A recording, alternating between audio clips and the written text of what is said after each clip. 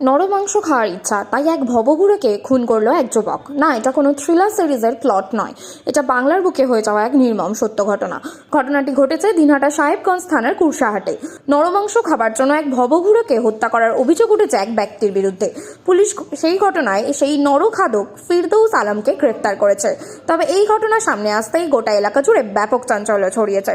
সূত্রের খবর, গত 10 জানুয়ারি একজন ব্যক্তির ক্ষতবিক্ষত মুন্ডহীন দেহ উদ্ধারের ঘটনা সামনে আসে।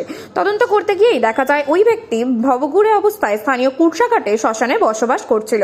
ওই এলাকায় কোনো সিসি ক্যামেরা ছিল না, তাই স্থানীয় বাসিন্দাদের কাছ থেকে সংগ্রহ করা তথ্যের ভিত্তিতে পুলিশ ফিরদৌস আলম নামে এক অভিযুক্তকে গ্রেফতার করে। তাকে জিজ্ঞাসাবাদ করেই জানা যায় নরমাংস খাবার উদ্দেশ্যে এই খুন। এমনকি বাড়িতে নিয়ে গিয়ে ধুয়ে সেই দেহ পরিষ্কার করেছিল অভিযুক্ত।